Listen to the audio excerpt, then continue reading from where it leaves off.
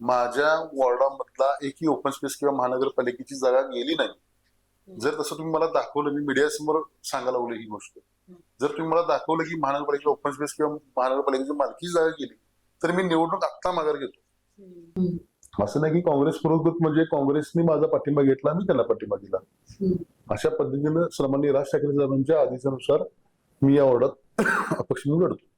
त्यावेळी इतर पक्षाचे मोठ्या मोठ्या पक्षाचे नेते होतेच की, नगरसेवक होते। माझ्या आसपासच्या परिसरामध्ये बीजेपीचे होते, शिवसेनेचे होते, काँग्रेसचे होते, राष्ट्रवादीचे होते।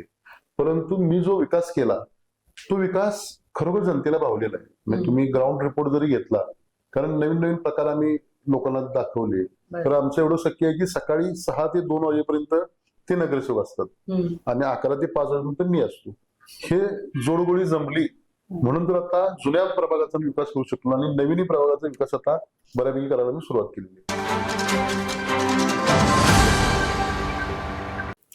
माझा महाराष्ट्र न्यूजच्या मैदान निवडणुकीचं या कार्यक्रमामध्ये आपलं स्वागत। महापालिकेची निवडणूक जाहीर झाली आणि एकूणच उमेदवारांची उत्सुकता वाढली। प्रभागाचा विकास हा कोणत्याही पक्षावर अवलंबून नसतो, तर तो त्या प्रभागातील निवडून दिलेल्या व्यक्तीच्या काम करण्याच्या इच्छाशक्तीवर अवलंबून असतो। स्मार्ट कोल्हापूरची सुरुवात आपल्या प्रभागातून हा विकासाचा संकल्प घेऊन चालणारे प्रभाग क्रमांक 20 चे माजी नगरसेवक राजू आनंदराव दिंडोरले आज आपल्या बरोबर आहेत, ज्यांनी प्रभागात विकासांचा प्रचंड डोंगर रचला। नमस्कार। नमस्कार। तर माझा तुम्हाला पहिला प्रश्न असा आहे की पहिल्या निवडणुकीत आपण अपक्ष म्हणून निवडून आला, पण आता काँग्रेस पुरस्कृत निवडणूक लढवताय, काय सांगाल याबद्दल?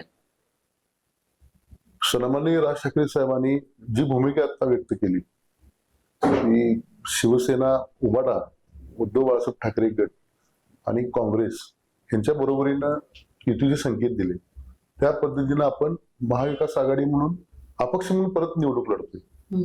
असं नाही की काँग्रेस पुरस्कृत म्हणजे काँग्रेसने माझा पाठिंबा घेतला, मी त्याला पाठिंबा दिला। अशा पद्धतीनं सन्माननीय राज ठाकरे साहेबांच्या आदेशानुसार मी या वॉर्डात अपक्ष म्हणून लढतो। बरं, एक मनसेचे जिल्हाध्यक्ष म्हणून आतापर्यंत तुम्ही प्रभागातील सर्व कामं केलेली आहेत आणि आता काँग्रेस पुरस्कृत तुम्हाला ही उमेदवारी मिळणार आहे, पण या सगळ्या माध्यमातून जनता तुम्हाला स्वीकारेल का? असं काही नाही। आता मी मागच्या वेळी अपक्ष होतो, आता मला एक सांगा, मी 2015ला अपक्ष म्हणून निवडून आलो, त्यावेळी इतर पक्षाचे मोठ्या मोठ्या पक्षाचे नेते होतेच की, नगरसेवक होते। माझ्या आसपासच्या परिसरामध्ये बीजेपीचे होते, शिवसेनेचे होते, काँग्रेसचे होते, राष्ट्रवादीचे होते। परंतु मी जो विकास केला तो विकास खरोखर जनतेला भावलेला आहे। म्हणजे तुम्ही ग्राउंड रिपोर्ट जरी घेतला, कारण नवीन नवीन प्रकार आम्ही लोकांना दाखवले, ते सक्सेस करून दाखवले, त्यामुळे त्याला पक्ष हा काय महत्वाचा वाटत नाही असं मला वाटतंय। बर, आता जिल्हाध्यक्ष किंवा माजी नगरसेवक म्हणून तुम्ही प्रभागात खूप विकास कामं केलेली आहेत, म्हणजे एक आदर्श प्रभाग म्हणून या प्रभागाला ओळखले जाते, याबद्दल काय सांगाल? काय झालं मॅडम की उपनगरीय माझा वॉर्ड होता आणि ड्रेनेज, गटर, रस्ते, एलईडी लॅम्प अशा सगळ्या गोष्टीपासून आमचा प्रभाग वंचित होता। कारण मी निवडून आल्यापासून 100%च्या वर पिण्याची पाईपलाईन केली, 80%च्या आसपास रस्ते केले, 60-70% गटर केल्या आणि ह्या लोकांच्या मूलभूत गरजा आम्ही पूर्ण करून दिल्या। एलईडी लॅम्प 100% माझ्या वॉर्डात आहेत आणि हे सोडून बऱ्याच वेगवेगळ्या लोकांना आम्ही दाखवून दिलं की नुसतं रस्ते गटर ह्या विषयावर अवलंबून राहिलो नाही, विरंगुळा केंद्र केलं।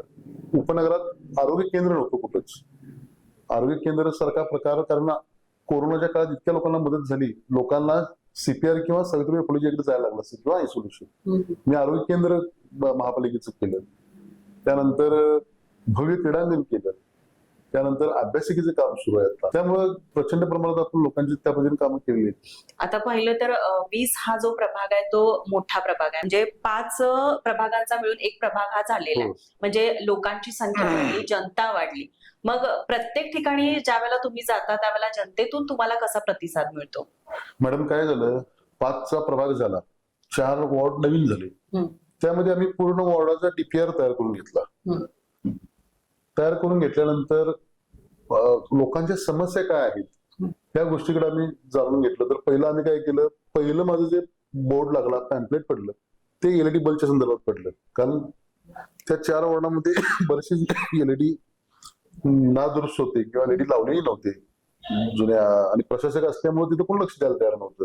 त्यानंतर दुसरा लागला सीसीटीव्हीचा, तिसरा लागला आपण एक छोटी मोठी शासकीय जी कामं आहेत रेशन कार्ड पासून बांधकाम कामगारांच्या पर्यंत 20 प्रकारची शासकीय योजना आमच्या ट्रस्ट पे मोफत देण्याचा मी दुसरा बोर्ड लावला.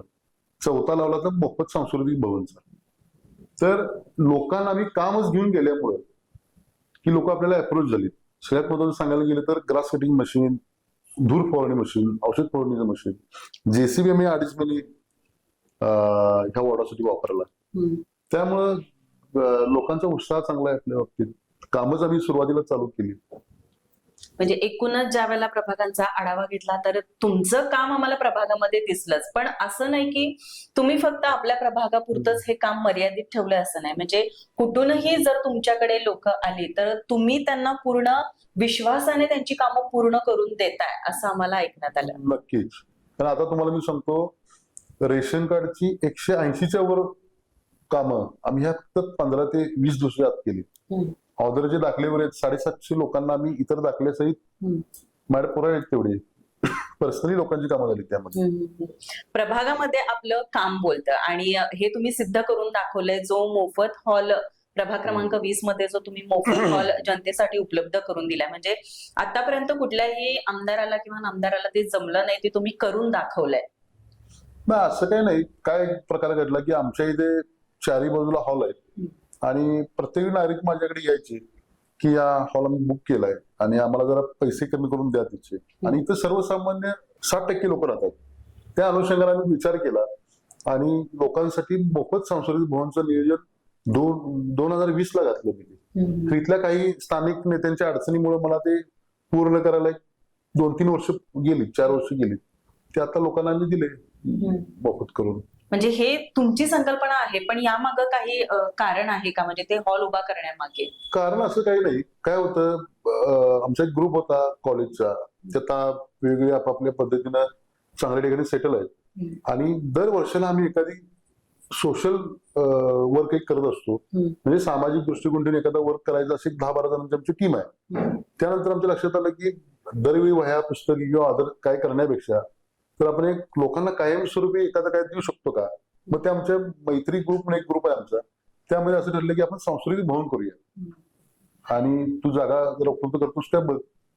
त्यानुसार आपटेनगर गृहनिर्माण संस्थेच्या लोकांनी आपल्याला जागेचं नियोजन दिलं आणि तिथं आम्ही हॉल उभं केलं. कारण तेवढंच होतं की लोकांना आपण कशा पद्धतीने सामाजिक बांधिलकी ठेवून मदत करू शकतो. बर, आता हे सर्वत्र करत असताना तुमच्या खांद्याला खांदा लावून काम करणारे तुमचे भाऊ विशाल दिंडोरले यांच्याबद्दल काय सांगाल? म्हणजे नेहमीच ते तुमच्या सोबत असतात आणि तुमच्या बरोबरीनं काम करत असतात. तसं मी नशिबान आहे, कारण आता भावाभावात तेवढं शक्य नसते. तर आमचं एवढं शक्य आहे की सकाळी 6 ते 2 वाजेपर्यंत ते नगरसेवक असतात आणि 11 ते 5 वाजेपर्यंत मी असतो. हे जोडगोळी जमली म्हणून तर आता जुन्या प्रभागाचा विकास करू शकलो आणि नवीन प्रभागाचा विकास आता बऱ्यापैकी करायला मी सुरुवात केलेली आहे. बर, आता या निवडणुकीमध्ये तुमचे विकासाचे काही मुद्दे किंवा काही मॉडेल तुम्ही उभा करणार आहे, तुमचं विजन काय असणार आहे का? यामध्ये मॅडम असं झालंय, महानगरपालिकेच्या फंडातून बाकीच्या गोष्टी करता येणार नाही.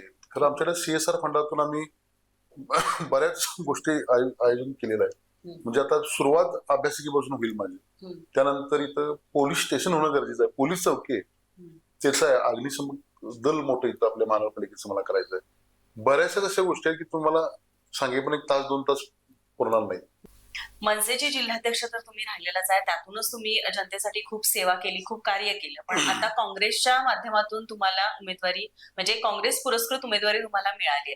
पण या आधी म्हणजे बघितलं तर प्रशासकाचं काम होतं. म्हणजे इतके वर्ष निवडणुका झाल्या नव्हत्या, त्यावेळेला प्रशासकच जनतेसाठी होता.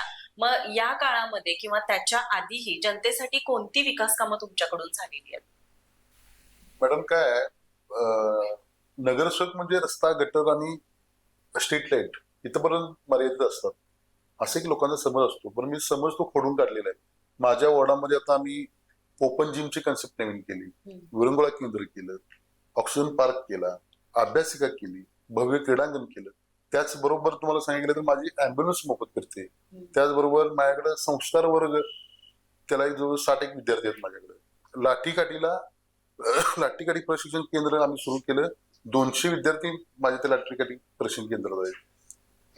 योगासनाचं केंद्र माझं मोफत आहे.